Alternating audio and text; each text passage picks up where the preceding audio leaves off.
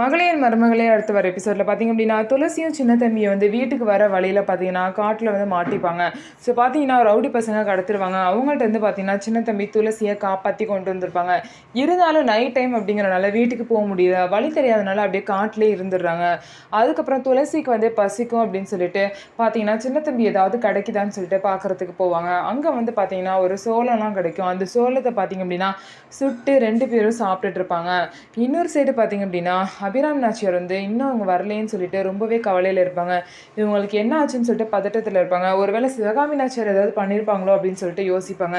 ஆனால் சிவகாமி நாச்சியார் ஏதோ ஃபங்க்ஷன் சொல்லிட்டு வேறு ஊருக்கு போயிருக்காங்க. ஊர்லேயே இல்லை அப்படின்னு தெரிய வந்ததுக்கப்புறம் வீட்டில் உள்ள எல்லாரும் என்ன சொல்கிறாங்க அப்படின்னா, அதான் நான் சொல்கிறேன்ல அக்கா, இந்த மாதிரி வந்து சின்ன தம்பி தான் வந்து துளசியை கூட்டிகிட்டு 2 பேரும் சேர்ந்து ஓடி போயிருக்காங்க அப்படின்னு சொல்லிட்டு அவங்க 2 பேரும் பற்றி தப்பாக பேசுவாங்க. இருந்தாலும் அபிராமி நாச்சியார் பார்த்தீங்கன்னா ஒன்றுமே வாயை திறக்காமல் அவங்களும் ஒரு கன்ஃபியூஷனில் தான் இருக்காங்க. ஸோ இதுக்கப்புறம் என்ன நடக்க போகுது, அவங்க 2 பேரும் நல்லபடியாக திரும்பி வீட்டுக்கு வந்துருவாங்களான்னு சொல்லிட்டு வெயிட் பண்ணி பார்க்கலாம். நம்ம வீடியோ உங்களுக்கு பிடிச்சிருந்தா நம்ம வீடியோவை லைக் பண்ணிக்கோங்க, மறக்காமல் நம்மளோட சேனலை சப்ஸ்கிரைப் பண்ணிவிட்டு பாருங்கள்.